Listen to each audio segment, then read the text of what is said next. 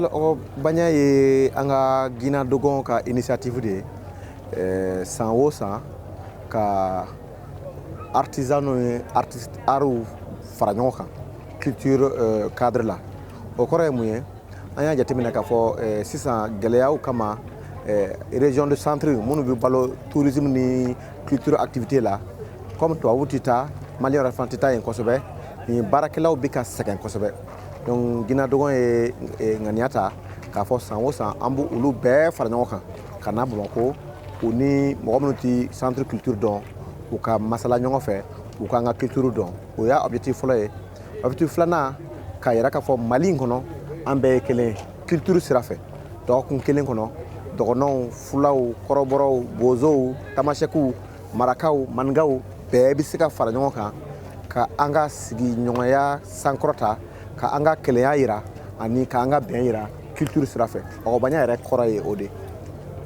tako duruna ɲinata aw yɛrɛ b'a dɔn jamana gɛlɛyalen don kosɛbɛ donc o de kama ɲina an ka baabaw bi sinsin gɛlɛya kan ni gɛlɛya bɛ yen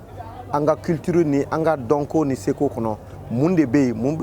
bɛ an permettre ka an ka gɛlɛyaw surmonter saya bɛ yen kɛnɛya bɛ yen sɛgɛn bɛ yen insécurité bɛ yen mais est-ce que an ka kɔrɔlenw ni an ka taabolo dɔw la solution t'an bolo ka o ko ɲɛɲini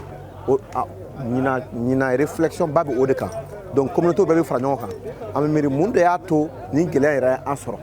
an ye mun sira ni mun sira de bila ani an bɛ se ka mun de kɛ an jɔyɔrɔ ye mun ye kelen kelen kelen mun b'a to an bɛ se ka an ka sigi ka fɔ ni bɛn kɔrɔlen min b'an ni ɲɔgɔn cɛ o bɛ se ka matarafa cogo min na ɲina kun ye o de ɲina danfara ye gɛlɛya in kama communauté minnu farala ɲɔgɔn kan o cayara kosɛbɛ san tɔw la communauté 4 communauté 5 de bɛ fara ka ɔgɔbanya kɛ ɲina n y'a fɔ cogo min na n ka introduction na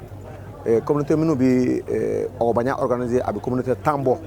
u bɛɛ de bɛ na u ka kelenya yira yan dugu in na yan dugu in an y'a tɔgɔ da ko Mali donc mais kin de bɛ yen aw y'a jateminɛ fulaw ka kin bɛ yen kɔrɔbɔrɔw ka kin bɛ yen tamasɛkiw ka kin bɛ yen marakaw ka kin bɛ yen mais o kɔrɔ an bɛ Mali de yira k'a fɔ o kin na an ka taabolo fitini fitini différence bɛ yen mais an bɛɛ bɛ kun Mali in kɔnɔ ani o de y'a message fort ye ɲinata in na ka communauté bɛɛ fara ɲɔgɔn kan k'an ka sigiɲɔgɔnya ni différence yira mais k'a fɔ o bɛɛ bɛ Mali kelen kɔnɔ an bɛ kun o la dɔgɔkun kelen kɔnɔ activité caman bolodalen don mais banniw ni gɛlɛya mun tɛmɛna jamana in kɔnɔ a y'a jateminɛ lundi an ka cérémonie d'ouverture an y'a bayɛlɛma ka kɛ cérémonie d'hommage ye ka taasibila kɛ an ka mɔgɔ minnu binna a gɛlɛyara kosɛbɛ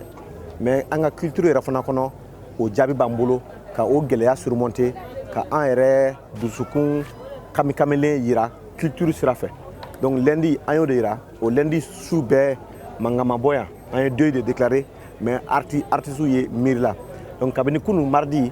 activité kɔni daminɛna normalement sɔgɔma o sɔgɔma fɛɛrɛba animation bɛ yen ça veut dire siyaw communauté bɛna tour ka animation kɛ fɛɛrɛba kɔnɔ conférence bi bolodalen don an bɛ conférence kɛ ani samedi don mun ka gɛlɛn o ye masque de olu bɛ bɔ tuguni ka tila ka an ka show makasi k'an ka maakɔrɔbaw minnu sara sɔrɔdasiw minnu sara dɔgɔnɔ minnu sara fula minnu sara mais gɛlɛya minnu bɛ Mali kan k'o yira donc o bɛɛ de bɛ yira ni an ka culture sira ye